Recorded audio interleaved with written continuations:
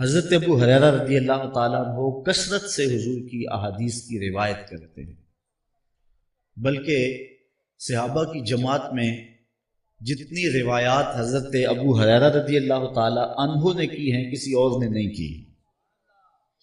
ہر وقت حضور کی صحبت اور سنگت میں رہتے، آقا کریم علیہ السلام کے پاس ہی بیٹھے رہتے۔ ایک دن حضور نے فرمایا یا ابا ہریرہ زرنی غبا لتزدد حبا، ہر وقت پاس بیٹھے رہتے ہو، کبھی اٹھ کے بھی چلے جایا کرو، ایک دن چھوڑ کے ملا کرو، محبت بڑھے گی۔ کہا ٹھیک ہے حضور۔ واپس الٹے پاؤں سے پلٹ رہے ہیں کہ اب تو کل ملنا ہے نا، تو اب واپس جاتے جاتے حضور کو دیکھتا رہا۔ راستے میں کھجور کا ایک ستون آ گیا جو حضرت ابو ہریرہ اور حضور کے درمیان حائل ہوا۔ اتنے لمحے جب حضور کا چہرہ نظر نہ آیا تو تڑپ گئے اور پھر آ کے بیٹھ گئے، حضور میں تو اتنا وقت بھی نہیں گزار سکتا، پورا دن کیسے گزار کے آؤں گا۔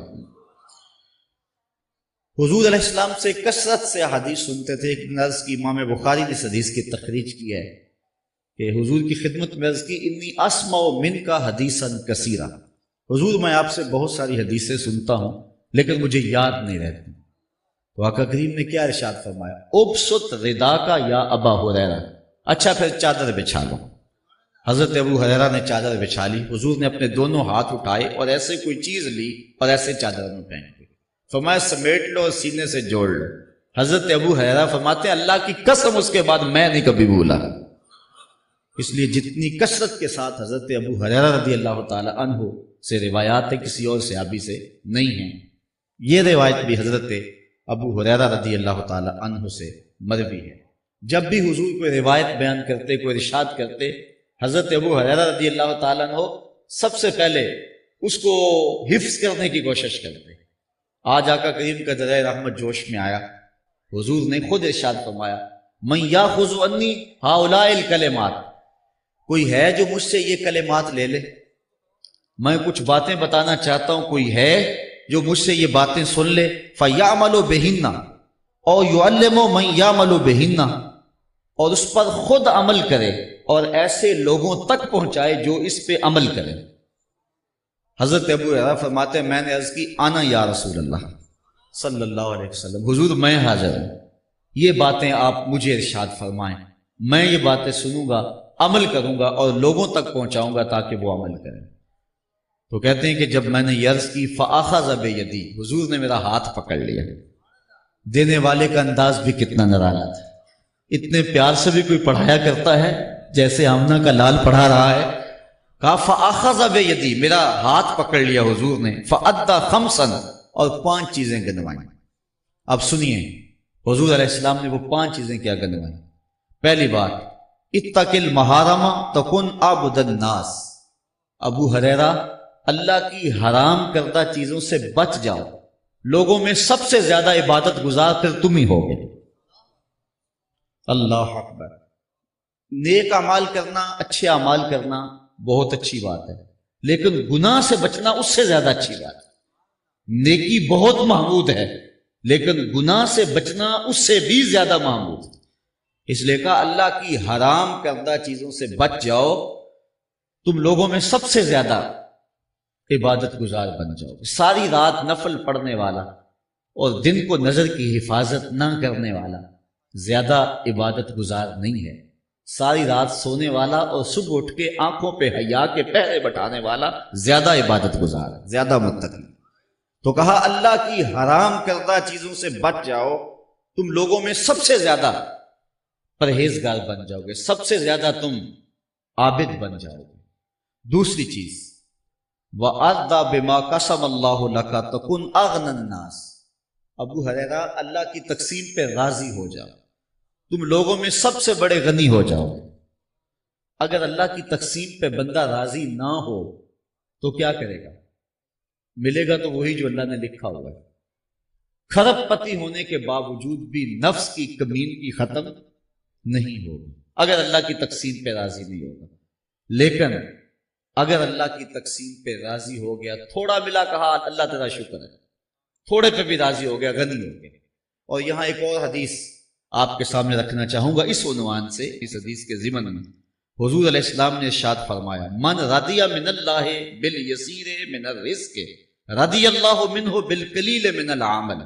حضرت مولا کائنات سیدنا علی المرتضیٰ رضی اللہ تعالی عنہ سے مروی ہے، جو اللہ کی طرف سے دیے گئے تھوڑے رزق پہ راضی ہو گیا، اللہ کل قیامت کے دن اس کے تھوڑے عملوں پہ راضی ہو جائے گا۔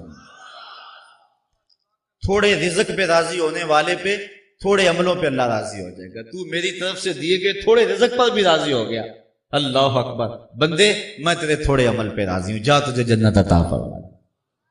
تو کہا اللہ کی تقسیم پہ راضی ہو جاؤ تو تم لوگوں میں سب سے بڑے غنی بن جاؤ۔ اگر تقسیم پہ راضی نہیں ہوں گے، رات دن شام سویرے کام کاج سب کچھ، محتاجی ختم نہیں ہو، لیکن اس کی تقسیم پہ راضی ہو جاؤ، لوگوں میں سب سے بڑی غنی ہو جاؤ۔ اور اس کے ضمن میں ایک اور حدیث میں آپ کے سامنے رکھتا ہوں، یہ بھی مروی حضرت ابو ہریرہ رضی اللہ تعالی عنہ سے، امام ابن ماجہ نے اس کو اپنی سند کے ساتھ اس کی تخریج کی ہے۔ حضرت ابو ہریرہ فرماتے ہیں رضی اللہ تعالی عنہ، ان اللہ یقول ابن آدم تفرغ لعبادتی املا صدرک غنن واسد فقرک والا تفعل ملات یدک شغلا ولم اسد فقرک۔ اے بنی آدم، اپنے دل کو میرے لیے فارغ کر دے، میری عبادت کے لیے اپنے آپ کو فارغ کر دے، تو میں تیرے سینے کو غنا سے بھر دوں گا اور تیرے فقر کو ختم کر دوں گا۔ یہ میرا تیرے سے وعدہ رہا، تو میرے لیے عبادت کے لیے منفرد ہو جا، الگ ہو جا، اپنے آپ کو فارغ کر لے، فارغ البال کر لے میری عبادت کے لیے اپنے آپ کو، پھر تیرا فقر، تیری محتاجی بھی دور کروں گا اور تیرے دل کو غنا سے بھر دوں گا۔ وَإِلَّا تَفْعَلْ، اور اگر تو ایسا نہیں کرے گا، مَلَاتُ يَدَكَ شُغْلًا، تو میں تیرے ہاتھوں کو کام سے بھر دوں گا، وَلَا أَسُدَّ فَقْرَكَ، لیکن تیری محتاجی بھی ختم نہیں ہوگی۔ صبح کام، شام کام، دوپہر کام، رات کام، کام ہی کام، لیکن محتاجی ختم نہیں ہوگی۔ لیکن اگر تو میرا ہو جائے اور اپنے آپ کو میری عبادت کے لیے فارغ کر لے، تیری محتاجی بھی ختم ہوگی، تجھے غنی بھی بنا دوں گا۔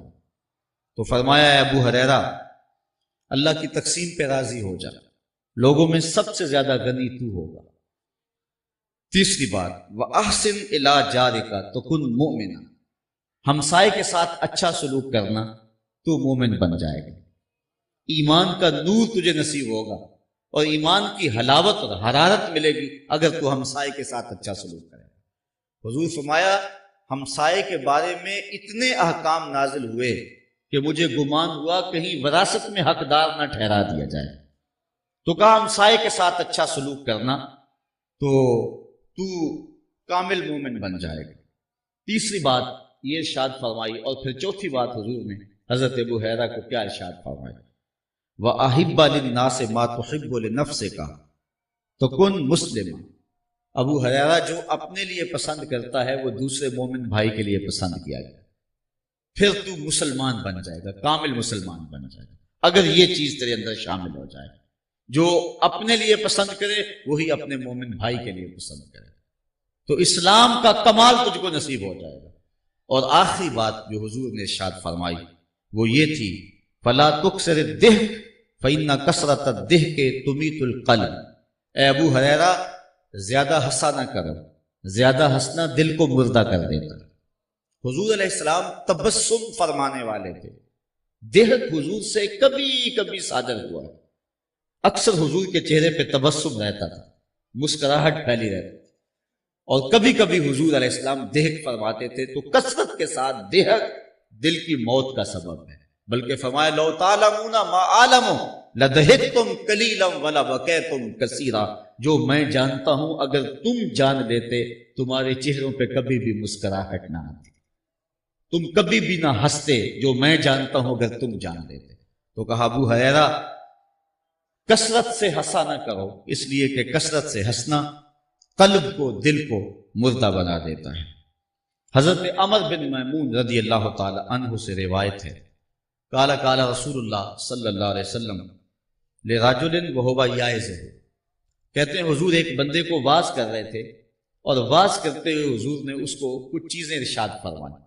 حضرت عمر بن میمون رضی اللہ تعالی عنہ ان کو روایت کرتے ہیں، حضور نے فرمایا اغتنم خمسا قبل خمس، اس شخص کو واز کرتے ہوئے فرمایا 5 چیزوں سے قبل غنیمت جان لے۔ وہ 5 چیزیں کون سی ہیں جن کو 5 چیزوں سے قبل غنیمت جاننا ہے؟ اب سنیے حضور کیا فرما رہے ہیں۔ شبابہ کا قبل حرم، اپنی جوانی کو بڑھاپے سے قبل غنیمت سمجھنا ہے۔ آج جوانی ہے، کل نہیں ہوگی۔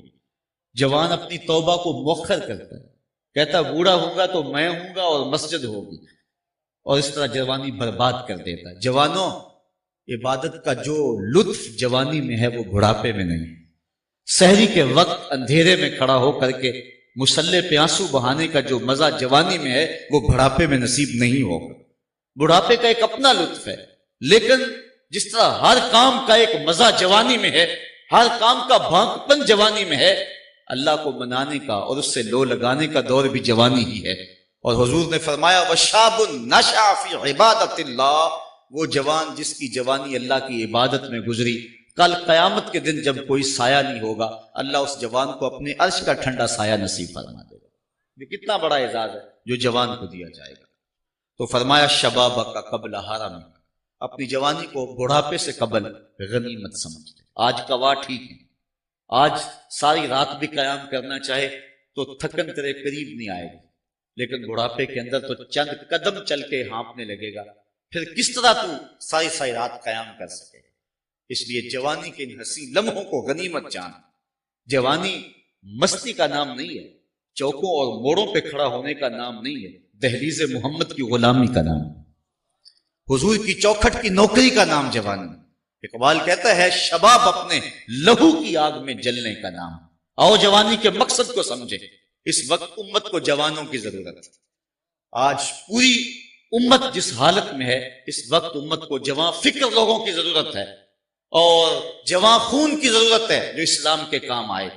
لیکن ہماری جوانیاں کہاں گزر رہی ہیں؟ آؤ اپنی جوانیوں کو دہلیز مصطفیٰ پہ لے آئیں اور حضور کی خدمت میں عرض کریں آقا ساری جوانی آپ کے قدموں پہ باندھ دیں گے۔ اور جوانی کی اس مقصدیت کو سمجھیں تو فرمایا شباب کا قبل حرم، اپنی جوانی کو بڑھاپے سے قبل غنیمت جان۔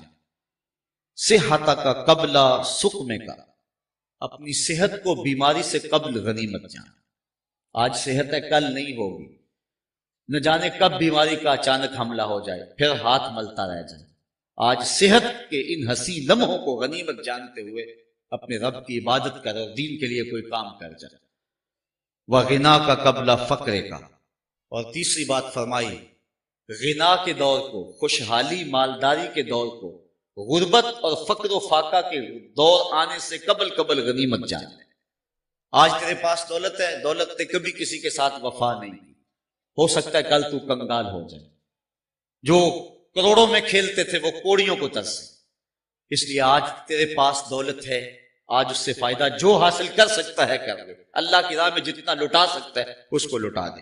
وغنا کا قبل فقر کا، جب فقر آئے گا پھر ملے گا، میرے پاس ہوتے تو میں یوں کرتا، جب تھے اس وقت کیوں نہیں کیا۔ چوتھی چیز فرمایا وہ فراغ کا قبل شغل کا، فراغت کے دور کو مصروفیت کے دور سے قبل غنیمت جان۔ آج فراغت کے لمحے ہیں، آج تیرے پاس وقت ہے، کل تو وقت کے لیے ترسے گا، مصروفیات بہت ساری ہوں گی، پھر کہے گا وقت ہوتا تو میں یہ کام بھی کر دیتا۔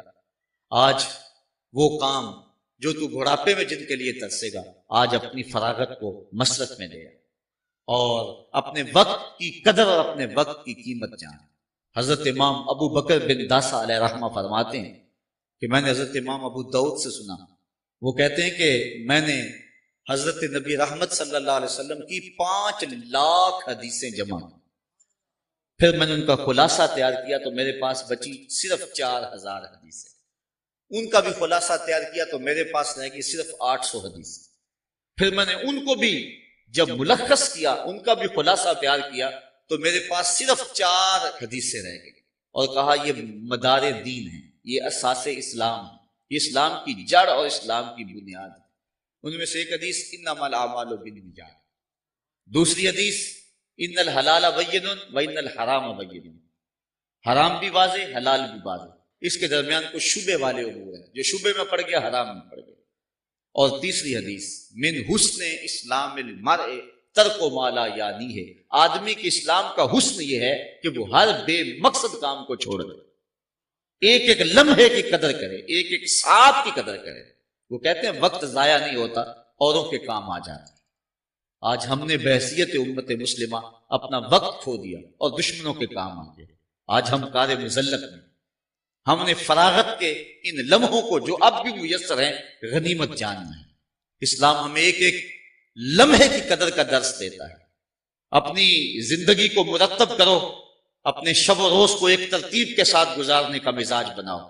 سارا دن کھٹے پہ بیٹھ رہنا اور ساری رات چائے کے کھوکھے پہ گزار دینا اور حمام میں 3 گھنٹے جا کے گزار دینا.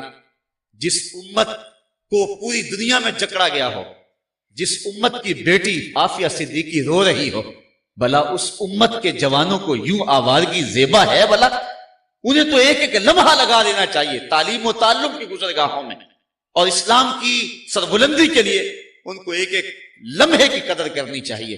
تو یہ اسلام کا حسن ہے کہ کوئی لمحہ بھی بے مقصد نہ گزارا جائے. حضور نے فرمایا وہ فراغ کا قبل شغلے کا، شغل سے قبل، مصروفیت سے قبل اپنی فراغت کو غنیمت جان اور اس کو کام میں لے آ.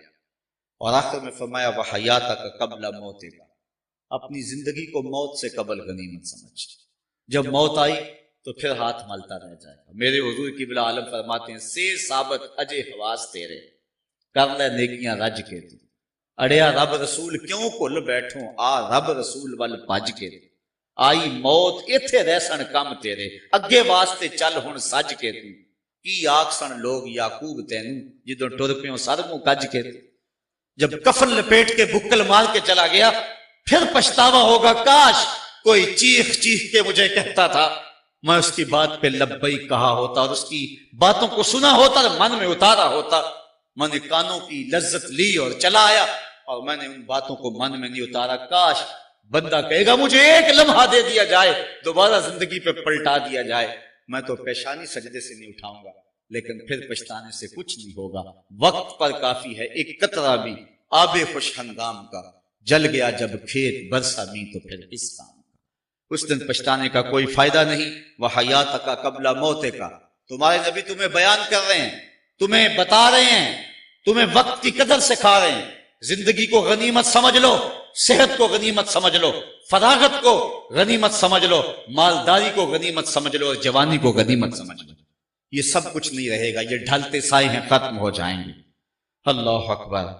آئیے حضور کا ایک اور فرمان دیکھتے ہیں جس کو روایت کرتے ہیں حضرت ابو کبشہ انماری رضی اللہ تعالیٰ عنہ، انہ سامع رسول اللہ صلی اللہ علیہ وسلم. کہتے ہیں یہ بات میں نے حضور سے سنی.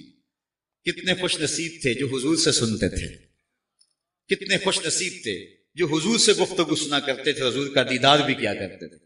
حضرت ابو ذر غفاری رضی اللہ تعالیٰ عنہ فرماتے ہیں سمیت و بے اوزو نہیں، لوگوں میں نے حضور کی یہ باتیں اپنے ان کانوں سے سنی ہیں. کتنا ناز ہے انہیں. استاد ذوق نے اپنے شاگردوں کو کہا تھا آنے والی صدیاں تم پہ ناز کریں گی اے لوگو، تم نے ذوق کو دیکھا، تم نے ذوق سے باتیں کی ہیں. وہ کہتا زمانہ کہے گا یہ لوگ ذوق سے ملتے رہیں، استاد ذوق سے باتیں کرتے رہیں. یار جو استاد ذوق سے ملا ہے، آج کوئی لوگ ہیں اخبار میں چھپتا جی میں قائد اعظم کو ملا ہوا. جو قائد اعظم کو ملا وہ تو ناز کرتا ہے، جس نے اقبال سے ملاقات کی وہ ناز کرتا ہے. جو استاد ذوق سے ملا ہوا ہے وہ ناز کرتا ہے. پھر وہ کتنا ناز کرتے ہوں گے جنہوں نے اپنی آنکھوں سے جمال محمد عربی کو دیکھا تھا. اس لیے وہ کہتے تھے لوگوں ہم نے ان کانوں سے حضور کی باتیں سنی. اور حضرت ابو طفیل اونچے ٹیلے پہ چڑھتے ہیں، 110 ہجری میں فوت ہونے والے سب سے آخری صحابی، ایک ٹیلے پہ چڑھ کے لوگ کہنے لگے لوگوں میری جانب آؤ، میرے علاوہ کوئی نہیں ہے جس نے حضور کو دیکھا، صرف یہی آنکھیں رہ گئی ہیں جس نے جمال رسول دیکھا ہوا ہے، آؤ مجھ سے حضور کی باتیں پوچھے. لوگوں نے کہا صف لنا رسول اللہ صلی اللہ علیہ وسلم. اچھا پھر حضور کا حلیہ بیان کر دیجئے، اگر تم نے دیکھا ہے تو بتاؤ حضور کیسے تھے. تو پھر حضرت ابو طفیل حضور کا حلیہ بیان کرتے، 3 لفظوں میں حلیہ بیان کرتے. اگر حضور کے حلیہ بیان کرنے والوں میں نام لکھوانا ہے نا تو یہ 3 لفظ یاد کر لو، سوکھے لفظ ہیں 3. حضور کے وصافوں میں نام آ جائے گا، حلیہ نگاروں میں نام آ جائے گا. حضرت ابو طفیل کہتے ہیں کان رسول اللہ صلی اللہ علیہ وسلم ابیضا ملیحن مقصدا. 3 لفظوں میں حلیہ بیان کیا، ابیضا ملیحن مقصدا. ایک تو چٹے رنگ کے تھے، دوسرا حسن نمکین تھا، تیسرا ہر معاملے میں توازن تھا. یہ یاد رکھ سکتے ہیں نا؟ اچھا اگر اوکھا ہے تو پنجابی میں بتا دوں. پنجابی میں پیر میر علی شاہ نے بتایا، مکھ چند بدر شاہ شانی، متھے چمک دی لاٹ نورانی ہے، کالی زلف تے اکھ مستانی ہے، مخمور رکھی ہیں نمد بری. عربی میں یاد رکھ سکتے ہو تو عربی میں یاد رکھ لو، نہیں تو پنجابی میں یاد رکھ لو. حضور کا حلیہ بیان کیا کرو، حضور کے حسن کی بات کیا کرو. تو حضرت ابو طفیل کہتے ہیں آؤ میں حضور کی باتیں سناؤں. تو حضرت ابو کبشہ الانماری رضی اللہ تعالیٰ عنہ فرماتے ہیں سامع رسول اللہ صلی اللہ علیہ وسلم، حضور سے سنا ہے میں نے. اللہ حق، انہوں نے حضور سے یہ بات سنی ہے. کیا؟ حضور نے ارشاد فرمایا سلاسن اقسم علیہن واحدثکم حدیثا فاحفظوہ. کہا لوگوں تین باتیں تو ایسی ہیں جن پر میں قسم اٹھاتا ہوں، اور ایک بات میں ویسے ہی بیان کرتا ہوں بطور خبر، اس کو بھی سن لو اور یاد کر. تمہارا رسول کہہ رہا ہے کہ تین باتوں پر میں قسم کھاتا ہوں اللہ کی کہ وہ ایسے ہی ہے. فرمایا چوتھی بات کی بھی خبر دیتا ہوں، اس کو بھی یاد کر لو. اب جن چیزوں پہ حضور نے قسم کھائی وہ تین چیزیں کون سی؟ سنیے. آقا کریم نے فرمایا فَأَمَّا الَّذِي أُقْسِمُ عَلَيْهِنَّ، بہرحال وہ چیزیں جن پر میں قسم کھاتا ہوں ان میں سے ایک یہ ہے فَإِنَّهُ مَا نَقَصَ مَالُ عَبْدٍ مِّن صَدَقَةٍ. کہا اس پہ اللہ کا محبوب قسم کھا رہا ہے، آمنہ کا لال قسم کھا رہا ہے. کہا اس پہ میں قسم کھاتا ہوں. کیا؟ پہلی بات یہ ہے کہ صدقے سے مال گھٹتا نہیں ہے. فرمایا اس پر میں قسم کھاتا ہوں. جو مرضی کہے، کمپیوٹر کہے کہ کمی آتی ہے، اکاؤنٹنٹ کہے کہ کمی آتی ہے، تمہارا منشی کہے کہ کمی آتی ہے، کیلکولیٹر حساب کرے کہ کمی آتی ہے، حضور فرماتے ہیں میں قسم کھاتا ہوں کہ صدقے سے کمی نہیں آتی. اس بات پر تو میں قسم کھاتا ہوں. ایک بات یہ ہے جتنا مرضی خرچ کرو راہ خدا میں، حضور فرمایا میں قسم کھاتا ہوں کہ کمی نہیں ہوگی. اور جس کو حضور کی قسم پہ یقین ہے پھر وہ یقین کر لے گا تو پھر اللہ اس کے رزق کو اور زیادہ بڑھا دے گا. کمی آ ہی نہیں سکتی. جب کوئی بانٹتا ہے تو اللہ بھی اور عطا کرتا. ایک زمانے میں آپ نے کنویں دیکھے تھے، آج کل وہ بند ہو گئے ہیں. اس کی جگہ جو ہے وہ ہینڈ پمپ آ گئے ہیں، ڈونکی پمپ آ گئے ہیں. اب ہم اپنی ضرورت ٹیوب ویل کے ذریعے سے حاصل کر رہے ہیں. وہ کنویں کسی نے بند نہیں کیے، لیکن دیہاتوں کے اندر جا کر کے اگر دیکھو نا کہیں تو ان کا پانی بہت نیچے ہے اور بہت گدلا ہے. پہلے پانی شفاف بھی تھا اور بالکل اوپر بھی تھا. اصل بات یہ تھی جب وہ کنویں اپنا پانی باہر دیتے تھے اللہ نیچے سے سوتے عطا کرتا تھا. جب انہوں نے باہر دینا چھوڑ دیا اللہ نے بھی ان کو عطا کرنا چھوڑ دیا. اس لیے جب کوئی راہ خدا میں بانٹتا رہتا ہے اللہ اس کے رزق کے اندر برکت ڈالتا رہتا ہے. فرمایا ایک بات تو یہ میں قسم فرما کے کہتا ہوں کہ صدقے سے مال گھٹتا نہیں.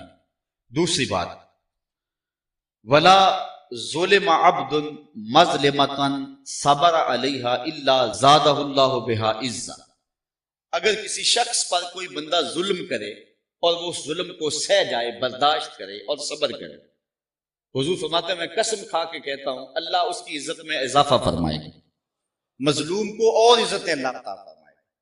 تیسری بات جس پہ حضور نے قسم فرمائی فرمایا ولا فتح عبد بابا مسألۃ الا فتح اللہ علیہ باب فقر. تیسری اس بات پہ قسم کھاتا ہوں جب کوئی بندہ سوال کا دروازہ کھول دیتا ہے، جب کوئی مانگنے لگ جاتا ہے تو پھر اس کی محتاجی ختم نہیں ہوتی. اللہ اس کے لیے فقر کا دروازہ کھول دیتا ہے، محتاجی کا دروازہ کھولتا ہے. جو مانگنے والے ہوتے ہیں وہ ساری زندگی مانگتے ہی رہتے ہیں، ان کا پھر مانگنا ختم نہیں ہوتا. یہ تین چیزیں حضور نے قسم کھا کے کہی اور فرمایا آگے وَأَمَّا الَّذِي أُحَدِّثُكُمْ فَاحْفَظُوهُ. اور جو بات میں تمہیں ویسے ہی بیان کر رہا ہوں بغیر قسم کے، فرمایا اس کو بھی یاد کر لو. وہ کون سی بات ہے؟ فَقَالَ إِنَّمَا الدُّنْيَا لِأَرْبَعَةِ نَفَرٍ. دنیا چار بندوں کے لیے ہے. دنیا میں بندے چار ہی ہیں، چار قسم کے لوگ. کون کون سے؟ پہلا عبد رزقہ اللہ مالا وعلما فهو یتقی فیہ ربہ ویصل رحمہ ویعمل للہ فیہ بحقہ فہذا بافضل المنازل. پہلا بندہ وہ ہے جس کو اللہ نے مال بھی دیا، علم بھی دیا، دونوں دولتیں دی، اور اس نے اللہ سے ڈر کر کے صلہ رحمی کی اور جو مال کا حق تھا وہ ادا کیا، رشتہ داروں کے ساتھ اس نے سلوک کیا، اچھے انداز سے اس نے زندگی گزاری، اللہ کی خشیت سے وقت گزارا. فہذا بافضل المنازل، فرمایا سارے انسانوں میں اگر منزل و قدر کے لحاظ سے افضل ہے تو ان 4 قسموں کے بندوں میں سے یہ سب سے زیادہ افضل ہے. یہ سب سے افضل بندہ ہے جس کو علم بھی دیا گیا تھا، مال بھی دیا گیا تھا، دونوں چیزیں اس کے گھر میں جمع ہو گئی، اور اس نے اس کا جو مصرف تھا اس پر ان چیزوں کو استعمال کیا، رشتہ داروں کے حقوق بھی ادا کیے، دکھیوں کے کام بھی آیا، علم بھی بانٹا اور مال بھی بانٹا. دوسرا بندہ فرمایا وعبد رزقہ اللہ علما ولم یرزقہ مالا، وہ بندہ جس کو اللہ نے علم دیا لیکن اس کو مال نہیں ملا تھا. فہو صادق النیہ، لیکن تھا وہ سچی نیت والا بندہ. اس نے کہا یقول، وہ کہتا ہے لو ان لی مالا لعملت بعمل فلان فاجرہما سواء، وہ کہتا ہے اگر میرے پاس مال ہوتا نا تو میں یہ کام کر دیتا، فلاں فلاں کام بڑا اہم ہے میں وہ کر دیتا، علم تو ہے میرے پاس مال نہیں ہے. تو حضور نے فرمایا کہ یہ بندہ اور جس کے پاس مال بھی اور علم بھی تھا، افضل گو وہ ہے، لیکن حضور نے ارشاد فرمایا کہ اجر میں دونوں برابر ہیں. اس نے نیت کی گو حاصل نہیں ہوا لیکن اجر اس کو بھی اتنا ہی ملے گا محض نیت کر دینے سے. وعبد رزقہ اللہ مالا ولم یرزقہ علما، اور بندہ ایک وہ ہے جس کو مال دیا گیا لیکن علم نہیں دیا گیا. وہو یتخبط فی مالہ بغیر علم، اور وہ علم کے بغیر مال میں خلط ملط کرتا ہے، جہاں خرچ کرنا ہے وہاں کرتا نہیں، جہاں نہیں کرنا وہاں کرتا ہے. لا یتقی فیہ ربہ، اور اپنے رب سے ڈرتا نہیں. ولا یصل فیہ رحمہ، اور صلہ رحم بھی نہیں کرتا. ولا یعمل فیہ بحق، اور جو ہے وہ حق پر عمل نہیں کرتا، جو حق تھا اس کا وہ ادا نہیں کرتا. فہذا باخبث المنازل، حضور نے فرمایا کائنات میں سب سے خبیث بندہ یہ ہے، قدر و منزلت کے لحاظ سے خبیث ترین آدمی اخبث، اس میں تفضیل ہے، سب سے خبیث یہ ہے. اور چوتھا شخص وعبد لم یرزقہ اللہ مالا ولا علما، ایک ایسا بندہ جس کو نہ اللہ نے علم دیا نہ اس کو مال دیا. وہ یقول، اور وہ کہتا ہے لو ان لی مالا، اگر میرے پاس پیسے ہوتے، لعملت فیہ بعمل فلان، کہ میں فلاں بندے کی طرح کرتا جس طرح وہ عیش و عشرت کر رہا میں بھی موج کرتا اگر میرے پاس پیسے ہوتے.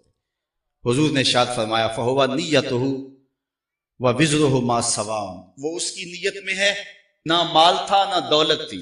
عیش و عشرت کرنے والے دنیا داروں کو دیکھ کے یہ سوچتا رہا اور یہ کہتا رہا کہ مجھے مال ملا تو میں بھی ایسے اڑاتا، ایسے عشرت کرتا، ایسے عیش کرتا. تو حضور نے فرمایا جس نے کی بھی نہیں لیکن ارادہ رکھتا ہے، فرمایا کل قیامت کے دن دونوں اکٹھے اٹھائے جائیں گے، ان کا گناہ برابر ہی ہو، وزر میں دونوں برابر ہوں گے. اللہ اکبر. آئیے حضور علیہ السلام کا ایک اور فرمان دیکھتے ہیں. حضور نبی رحمت صلی اللہ علیہ وسلم نے ارشاد فرمایا من کانت نیتہ طلب الآخرہ، جس شخص کی نیت مقصد زندگی آخرت طلب کرنا ہے، وہ دنیا پہ آیا اس لیے ہے، اس کی آرزو ہے کہ میری آخرت ٹھیک ہو جائے، وہ دن رات لگا ہوا ہے آخرت کو درست کرنے کے معاملے میں. جس کا مقصد زندگی طلب آخرت ہے، جعل اللہ غناہ فی قلبہ وجمالہ شاملہ واتتہ الدنیا وہی راغمۃ، تو اللہ تعالیٰ اس کے دل میں غنا ڈال دیتا ہے، اس کی محتاجی دور کر دیتا ہے، اور دنیا ساری اس کے پاس جو ہے ایسے آتی ہے، اس کے پاس جس طرح کی لونڈیاں آتی، لونڈی بن کے، خادمہ بن کے، نوکر بن کے دنیا اس کے قدموں تلے آتی. یہ وہ جس کا مقصد آخرت ہے. دنیا کی مثال سائے کی ہے نا، سائے کے پیچھے بھاگو تو آگے بھاگتا ہے، سائے کے آگے بھاگو تو پیچھے بھاگتا ہے.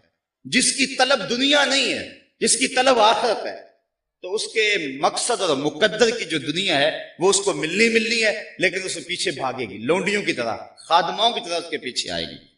اور فرمایا ومن کانت نیتہ طلب الدنیا، اور جس کا مقصد زندگی طلب دنیا ہے، جعل اللہ الفقر بین عینیہ، اللہ تعالیٰ اس کی 2 آنکھوں کے درمیان محتاجی لکھ دیتا ہے.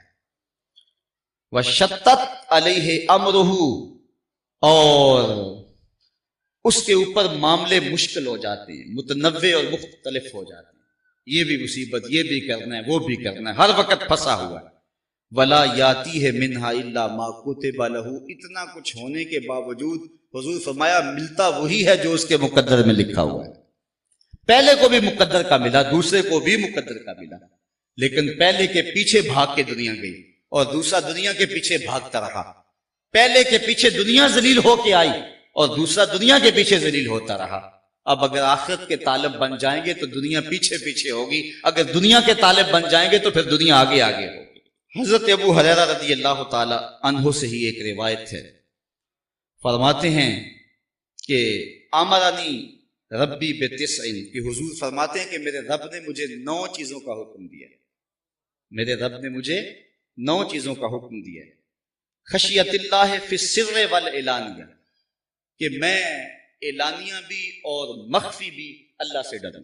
ایک تو مجھے اس کا حکم دیا ہے، اعلانیہ طور پہ بھی اللہ کا خوف ہو اور مخفی طور پہ بھی۔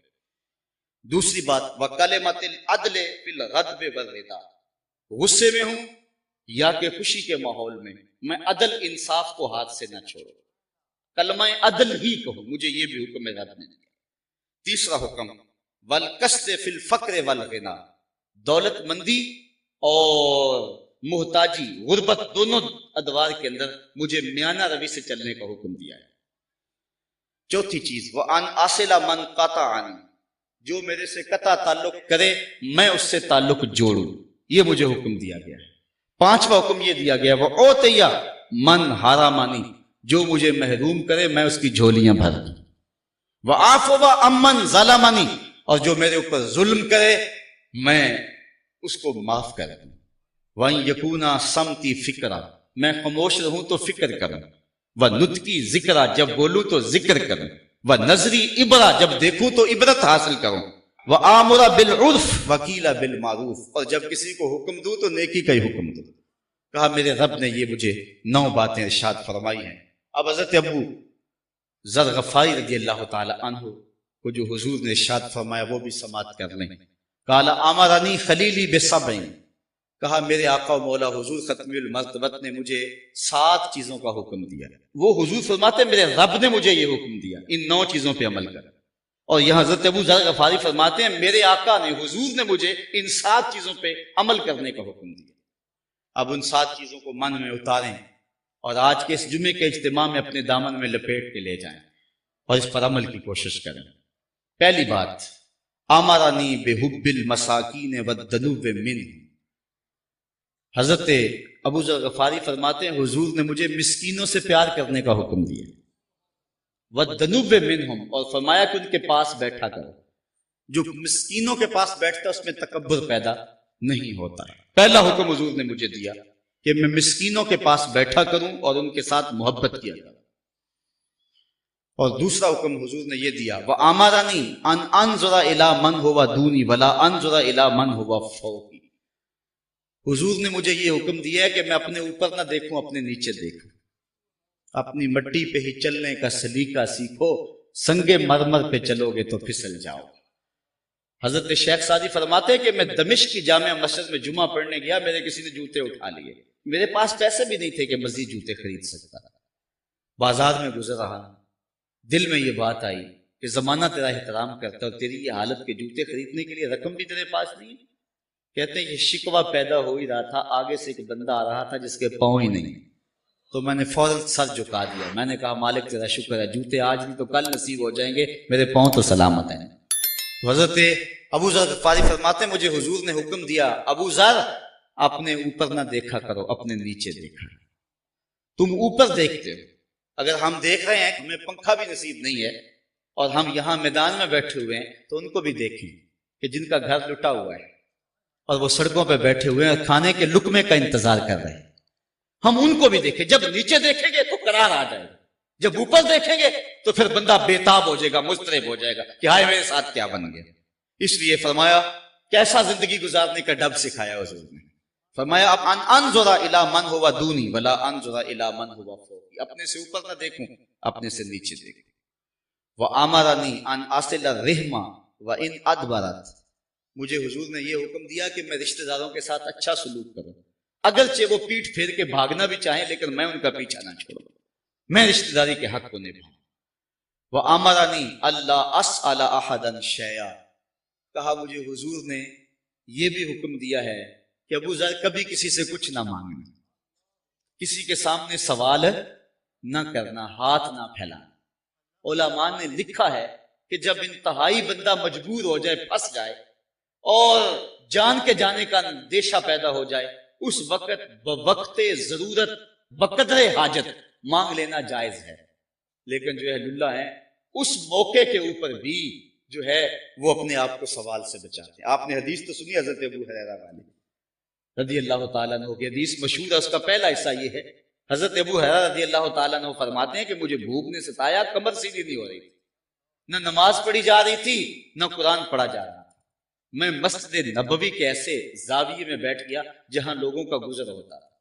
میں نے کہا میں نے سوال تو کرنا نہیں، کوئی مجھے دیکھ کر کے میرے اندر کو ڈھونڈ لے اور میری مدد کر دے۔ کہتے ہیں میں دروازے پہ بیٹھ گیا، لوگ آتے اور گزرتے چلے جاتے۔ وہ کیا کسی نے کہا نا، ہستی پلکوں کے نیچے غم بھی پلتے ہیں، مگر کون دیکھتا ہے اتنی گہرائی میں۔ کہتے ہیں لوگ آتے گزر جاتے۔ خیر میں نے ایک ہیلا ذہن میں آیا، حضرت ابو بکر صدیق آئے نا، تو میں نے قرآن کی کسی آیت کے بارے میں مسئلہ پوچھا، تو انہوں نے مسئلہ بتایا، آیت بتائی اور چلے گئے۔ میرا خیال تھا کہ میں آیت پوچھوں گا، اس دوران وہ مجھے دیکھیں گے اور میری حالت سے آگاہ ہوں گے تو میری ضرورت کو پورا کریں گے، لیکن ان کی توجہ ادھر نہ گئی، جلدی میں تھے، انہوں نے بات بتائی اور چلے گئے۔ میں پھر پریشان، پھر حضرت عمر رضی اللہ تعالیٰ عنہ، میں نے ان سے بھی کوئی مسئلہ پوچھا، انہوں نے مسئلہ بتایا اور چلتے بنے۔ میں پھر پریشان ہوا اور پھر اداس بیٹھ گیا اور جان نکل رہی ہے بھوک سے۔ کہتے ہیں پھر دل و قلب و نگاہ کا مرشد اولین آ گئے، حضور تشریف لے آئے۔ میں نے حضور سے بھی کچھ پوچھا، جب میں نے حضور سے پوچھا تو حضور نے میری جانب غور سے دیکھا اور پھر مسکرا کے بولے ابو ہریرہ بھوک لگی ہوئی ہے؟ میں نے عرض کیا حضور بھوک لگی ہوئی ہے، تو چونکہ مسئلہ میرا یہی تھا، کہا پھر آجو میرے ساتھ۔ پھر وہ واقعہ آپ نے علماء سے سنا ہے کہ دودھ کا ایک پیالہ تھا اور 70 آدمی پی گئے۔ کہتے ہیں حضور نے پوچھا گھر والوں کو کچھ ہے؟ کہا دودھ ہے۔ کہا ابو ہریرہ جو صفہ پہ بیٹھے ان کو بھی بلا لاؤ۔ آقا کو ایک کا نہیں سب کا ہی خیال ہے۔ اللہ اکبر۔ کہتے ہیں میں پریشان ہو گیا، دودھ کا ایک پیالہ اور یہ 70 آدمی ہے، ایک ایک گھونٹ بھی نہیں آئے گا، لیکن حکم تھا تعمیل کی، بلا لایا۔ حضور نے پیالہ میرے ہاتھ میں دیتے ہوئے کہا دائیں سے شروع ہو جائے۔ کہتے ہیں میں جب دائیں سے شروع ہوا، ایک کو دودھ دیا، اس نے سیراب ہو کے پیا، ایک قطرہ بھی کم نہ ہوا۔ میرے دل کو تسلی ہو گئی، میں نے کہا دودھ کا تعلق کوثر کی نہر سے جڑ گیا ہے۔ حضرت ابو ہریرہ فرماتے پھر دوسرے نے پیا، تیسرے نے پیا، 70 آدمی دودھ پی گئے۔ پھر فرمایا ابو ہریرہ اب کون باقی؟ عرض کی حضور ایک میں باقی، ایک آپ باقی۔ فرمایا ابو ہریرہ اب تم پیو۔ کہتے ہیں میں نے پیا، سیراب ہو کے پیا۔ حضور فرمایا ابو ہریرہ اور پیو۔ کہتے ہیں میں نے اور پیا۔ پھر حضور نے فرمایا ابو ہریرہ اور پیو۔ کہا مجھے قسم اس رب کی جس نے آپ کو حق کے ساتھ مبعوث کیا ہے، میرے بدن میں ایک قطرے کی گنجائش بھی باقی نہیں رہی۔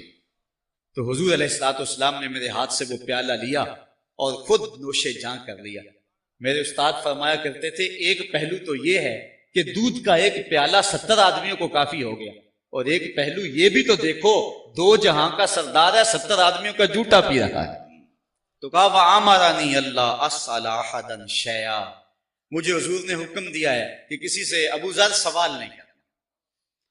وَآمَرَنِي أَنْ أَقُولَ بِالْحَقِّ وَإِنْ كَانَ مُرًّا، حضرت ابو ذر کہتے ہیں ایک حکم مجھے اور بھی دیا، ابو ذر بات سچی کہنی ہے چاہے کڑوی کیوں نہ ہو، بات سچی کہنی ہے۔ سچی بات کڑوی ہوتی ہے نا، بابا بلے شاہ رحمہ فرماتے ہیں سچ آنکھیں پانبڑ مچدا ہے، سچ کہیے تو سارے خلاف ہو جاتے ہیں، اپنے بھی دشمن غیر بھی دشمن۔ اقبال کہتا ہے اپنے بھی خفا مجھ سے ہیں، بیگانے بھی ناخوش، کہ میں زہر حلال کو کبھی کہہ نہ سکا کن، بات وہی کہتا ہوں سمجھتا ہوں جسے حق، نئے ابلہ مسجد ہوں نئے تہذیب کا فرزانہ۔ میرے والد گرامی ایک دن فرمانے لگے بیٹے جب ہر وقت لوگ پھول ہی پھینکے تو پھر سوچا کرو کہ حضرت حسین نے حق کہا تھا، لوگوں نے تلواریں اور تیر بھی پھینکے تھے، اس لیے حق کہنا کڑوا بھی ہوتا ہے، سچ کیا پانبڑ مچتا ضرور ہے، لیکن کہا ابو ذر جو بھی ہو جائے کہنا حق ہی ہے، کہنا سچ ہی ہے، اگرچہ کڑوا کیوں نہ ہو، اگرچہ سارا زمانہ ناراض کیوں نہ ہو جائے، اگرچہ سارا زمانہ دشمن جاں کیوں نہ بن جائے۔ یہ محمد کی وصیت ہے ابو ذر غفاری کو کہ جو مرضی ہو جائے حق کے سوا کچھ نہیں کہنا۔ یہ مجھے حکم دیا، حضرت ابو ذر کہتے ہیں وَآمَرَنِي أَنْ أَقُولَ بِالْحَقِّ وَإِنْ كَانَ مُرًّا، اگرچہ کڑوا بھی ہو میں نے حق ہی کہنا ہے۔ وَآمَرَنِي أَلَّا أَخَافَ فِي اللَّهِ لَوْمَةَ لَائِمٍ، حضور نے مجھے ایک حکم یہ بھی دیا، کہا ابو ذر اللہ کے راستے میں کسی ملامت کرنے والے کی ملامت سے نہ ڈرنا۔ ایک لفظ آپ سنتے ہیں لوگ کی آکھن گے، لفظ سنے ہیں لوکی کی آکھن گے، ہم کچھ کام کرنا چاہتے ہیں اور کہتے ہیں کہ نہیں کرتے، لوگ کی آکھیں گے، اور کچھ کام ہم سے رکنا چاہتے ہیں اور ہم کہتے ہیں جی اگر رک گئے تو لوکی کی آکھیں گے۔ تو فرمایا اے ابو ذر لا اخاف فی اللہ لومۃ لائم، یہ حضرت ابو ذر غفاری کہتے ہیں حضور نے مجھے کہا جب اللہ کا معاملہ آ جائے پھر کسی ملامت کرنے والے کی ملامت سے نہ ڈرنا، جو رب کی رضا کا سبب ہو وہی کر گزرنا۔ دیکھنا رب کیسے راضی ہوتا ہے، رب راضی تو سب راضی، اگر رب نہیں راضی تو سارا زمانہ بھی راضی ہو تو کیا کرنا ان کی رضا کو، سارا زمانہ اکٹھا ہو جائے تو کچھ نہیں بگاڑ سکتا، اور سارا زمانہ نفع دینے پہ تل جائے ایک ذرے کا نفع نہیں دے سکتا جو رب نہ چاہے۔ اس لیے حضرت شیخ سعدی شیرازی فرماتے ہیں بعض اوقات بندہ اللہ کو ناراض کر کے خلق کو راضی کرتا ہے، اللہ اسی مخلوق کو اس کے اوپر مسلط کر دیتا ہے، اسی مخلوق کو اس کے اوپر مسلط کر دیتا ہے۔ کہا ہے ابو ذر میری یہ نصیحت بھی سنو کہ اللہ کے راستے کے اندر کبھی بھی ملامت کرنے والے کی ملامت سے ڈرنا نہیں ہے۔ وَآمَرَنِي أَنْ أَكْثِرَ مِنْ قَوْلِ لا حول ولا قوت الا باللہ فإنہن من کنز تحت العرش۔ اے ابو ذر آخر میں تمہیں ایک وظیفہ بھی بتا، کثرت کے ساتھ لا حول ولا قوت الا باللہ پڑھنا۔ یہ حضور نے حضرت ابو ذر سے کہا کثرت کے ساتھ یہ وظیفہ پڑھنا۔ کہا یہ وظیفہ کوئی چھوٹا وظیفہ نہیں ہے، فإنہن من کنز تحت العرش، کہا عرش کے نیچے جو خزانہ ہے نا، یہ لفظ وہاں سے آئے ہیں، عرش کے نیچے جو اللہ کا خزانہ خاص ہے لا حول ولا قوت الا باللہ، یہ لفظ وہاں سے آئے۔ علماء نے کہا ہے حدیث میں آتا ہے کہ لا حول ولا قوت الا باللہ 99 بیماریوں کا علاج ہے، 99 روحانی بیماریوں کا علاج ہے، جس میں سب سے کم درجے کی بیماری غم اور ہم ہے۔ تو کہا یہ کثرت کے ساتھ وظیفہ پڑھنا اور کثرت کے ساتھ یہ بات کہنا، اس لیے کہ یہ عرش کے خزانے کا تحفہ ہے جو تمہیں دیا گیا ہے۔ حضرت معاذ بن جبل رضی اللہ تعالی عنہ سے ایک روایت مروی ہے، کہتے ہیں اوصانی رسول اللہ صلی اللہ علیہ وسلم بعشر کلمات، مجھے حضور نے 10 چیزوں کی وصیت کی، 10 چیزیں ارشاد کی۔ وقت سمٹ گیا، میں اختصار سے پڑھ رہا ہوں۔ قال لا تشرک باللہ شیئا وان قتلت وحرقت، ایک تو اللہ کے ساتھ کسی کو شریک نہیں ٹھہرانا، چاہے تجھے قتل کر دیا جائے یا آگ میں جلا دیا جائے۔ دوسری بات ولا تاس والدیک وان امراک ان تخرج من اہلک ومالک، کہا والدین کی نافرمانی نہیں کرنی، چاہے تیرا مال اور تیرے بچے گھر سے نکال کے پھینک دیں، تجھے گھر سے نکال دے بچوں سمیت اور مال سمیت، لیکن ماں باپ کی نافرمانی نہیں کرنی۔ تیسری بات ولا تترکن صلاۃ متعمدا فإن من ترک صلاۃ مکتوبۃ متعمدا فقد برئت منہ ذمۃ اللہ۔ اے معاذ بن جبل فرض نماز جان بوجھ کے کبھی بھی نہیں چھوڑو، اس لیے کہ جس نے فرض نماز جان بوجھ کے چھوڑ دی اللہ تعالیٰ کا جو ذمہ ہے بندے سے اللہ وہ اٹھا لیتا ہے، اب اللہ کا کوئی ذمہ نہیں رہا جدھر مرضی جائے۔ فرمایا چوتھی چیز ولا تشربن خمرا فإنہ راس کل فاحشۃ، معاذ بن جبل ساری زندگی شراب نہیں پی، ہر برائی کی جڑ ہی یہ ہے۔ پانچویں چیز فرمائی وإیاک والمعصیۃ فإن بالمعصیۃ حل سخط اللہ، اللہ کی نافرمانی سے بچنا، اللہ کی نافرمانی کرو گے تو اللہ کی ناراضگی درست ہو جائے گی تمہارے۔ چھٹی چیز فرمائی وإیاک والفرار من الزحف وَإِنْ هَلَكَ النَّاسِ، کہا جب جنگ لگی ہو تو لوگ کٹ کٹ کے گر بھی رہے ہوں لیکن تو میدان چھوڑ کے نہیں بھاگنا۔ معاذ بن جبل ساتویں بات سن لو وَإِنْ أَصَابَ النَّاسَ مَوْتٌ فَاصْبُتْ، اگر کسی علاقے میں موت آ جائے اور تم بھی ادھر ہو تو پھر لوگوں کو چھوڑ کے بھاگنا نہ وہی رہنا۔ اگر زندگی ہوئی تو بیماری تیرا کچھ بگاڑ نہیں سکے گی، اور اگر زندگی نہ ہوئی تو تو موت سے بھاگ نہیں سکے گی، اس لیے تو وہی جمع رہنا۔ آٹھویں چیز سن لے وَأَنفِقْ عَلَىٰ أَهْلِكَ مِن طَوْلِكَ، اپنے بال بچوں پہ کھل کے خرچ کیا کرنا، اپنی اولاد پہ اپنی حیثیت کے مطابق کھل کے خرچ کرنا۔ نویں چیز بھی سن لے وَلَا تَرْفَعْ عَنْهُمْ عَصَاكَ أَدَبًا، اپنی اولاد کو تربیت سکھانے کے لیے اپنا ڈنڈا جو ہے اس کو نہ توڑنا، اپنا عصا جو ہے اس کو ایک سائڈ نہ رکھ دینا، بلکہ جو ہے ادب کے لیے ان کو تعظیم سکھانے کے لیے جو ہے وہ اپنا ڈنڈا اپنا کوڑا لٹکا کے رکھنا تاکہ ان کے سینے میں خوف ہے۔